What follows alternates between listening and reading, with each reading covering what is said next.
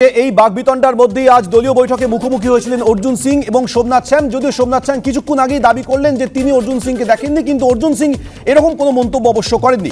সরাসরি চলে যাব আমাদের প্রতিনিধি সমীরণ পাল আমাদের সঙ্গে রয়েছে। সমীরণ, এই বৈঠকে কি তাদের মধ্যে চলতে থাকা বিবাদ নিয়ে কোনো আলোচনা হয়েছে?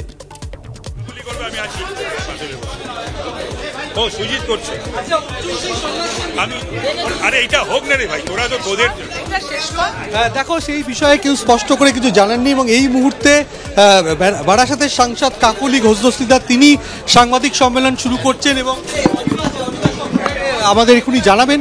এবং আজকের যে বৈঠক সেটা আগামী 28 তারিখ রাজ্যের মুখ্যমন্ত্রী আসছেন চাকলা মন্দিরে এবং সেখানে তিনি পুজো দেবেন এবং পুজো দেওয়ার পর তিনি একটি দলীয় কর্মী সভায় অংশ নেবেন এবং সেই কারণে জেলার শীর্ষ নেতৃত্ব সেখানে উপস্থিত। সেখানে রয়েছেন রাজ্যের মন্ত্রী সুজিত বসু রয়েছেন এবং তাপস রায় ছিলেন দমদম ব্যারাকপুর সাংগঠনিক জেলার।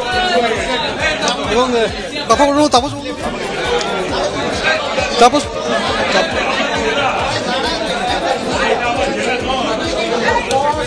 কথা বলার চেষ্টা করবো। আপনার দেখাচ্ছে কিছুক্ষণের মধ্যেই কাকলি ঘোষ দস্তিদার তিনি সাংবাদিক সম্মেলনে মুখোমুখি হচ্ছেন। রয়েছেন মন্ত্রী ব্রাত্য বসু, রয়েছেন তাপস রায়, একই সঙ্গে রয়েছেন মন্ত্রী সুজিত বসু। সোমনাথ শ্যাম এবং অর্জুন সিং এর মধ্যে যে বাগবিতণ্ডা বিবাদ চলছে সেই আবহেই আজ দলীয় বৈঠক হয়। যদিও সেই দলীয় বৈঠকে একে অপরের বিরুদ্ধে কোনো মন্তব্য করেননি। সোমনাথ সিং এর দাবি তিনি অর্জুন সিংকে দেখেননি। অর্জুন সিং এর বক্তব্য যেটা সম্পূর্ণরূপে দলীয় বৈঠক ছিল, এই বিবাদ নিয়ে তিনি কোনো মন্তব্য করতে চাননি। অবশ্য সোমনাথ সিং কটাক্ষ করে বলেছেন কে সাদা কে কালো সেটা স্পষ্ট হয়ে যাচ্ছে, অর্থাৎ বাগবিতণ্ডা বিবাদের জায়গা এখনো থেকে যাচ্ছে। আজকে দলীয় বৈঠকে এই বিবাদ সম্পর্কে বাগবিতণ্ডা সম্পর্কে কোনো আলোচনা হয়নি বলে সূত্রমত জানা যাচ্ছে।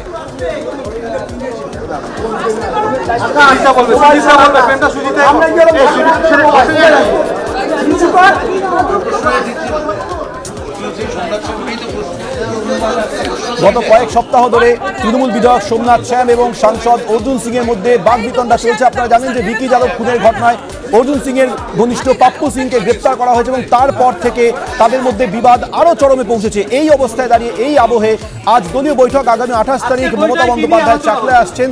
তাই সেই আসার আগে যে দলীয় প্রস্তুতি বৈঠক, সেই বৈঠকে মুখোমুখি হয়েছিলেন অর্জুন সিং এবং সোমনাথ শ্যাম। অবশ্য সোমনাথ শ্যাম তিনি দাবি করছেন যে তিনি অর্জুন সিংকে দেখেননি। তাকে যখন সাংবাদিকরা প্রশ্ন করেন তিনি বলেন কে সাদা কে কালো সেটা স্পষ্ট হয়ে যাচ্ছে। কর্মী সভা আছে, সেই কর্মী সভাকে কেন্দ্র করে একটা প্রস্তুতি সভা হয় আমাদের।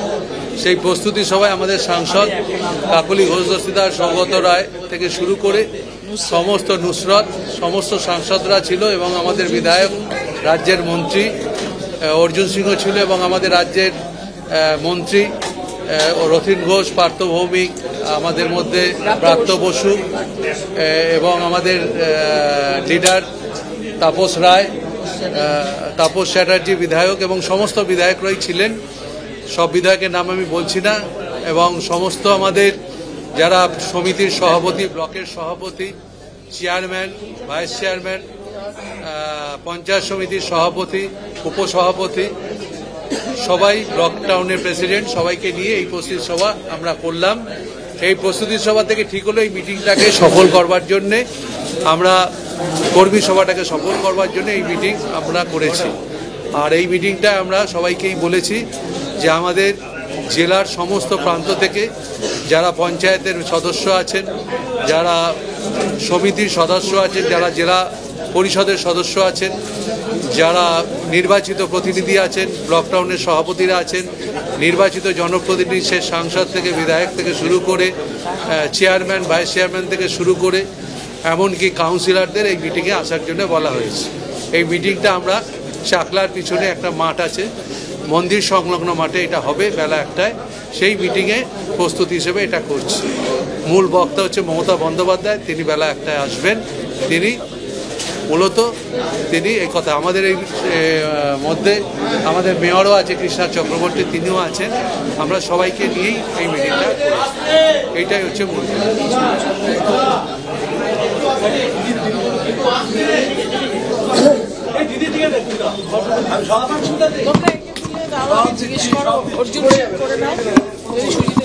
ঠিক আছে, থ্যাংক ইউ। বেরিয়ে যেতে পারো যদি মনে হয় তোমার কাজ আছে। অর্জুন বেরিয়ে 28 তারিখে মাননীয় মুখ্যমন্ত্রী আমাদের দলনেত্রী মমতা বন্দ্যোপাধ্যায় তিনি এই জেলায় আসবেন কর্মী সভা করতে।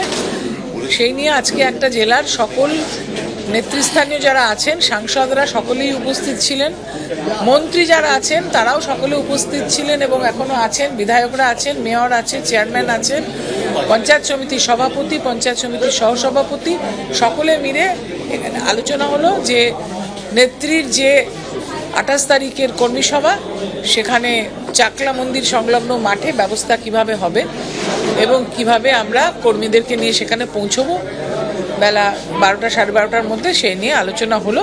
এবং সুজিত বসু আমাদের এই রাজ্যের মন্ত্রী, তিনি দায়িত্ব নিয়ে সেখানে যে মঞ্চ করা বা অন্যান্য ব্যবস্থা সেগুলো করছেন। সুতরাং সেটা নিয়ে আজকে আলোচনা হলো। এরপরেও আমাদের আর একটা কর্মসূচি এখন আছে, সেটা নিয়েও আমরা আপনাকে পরে বলবো।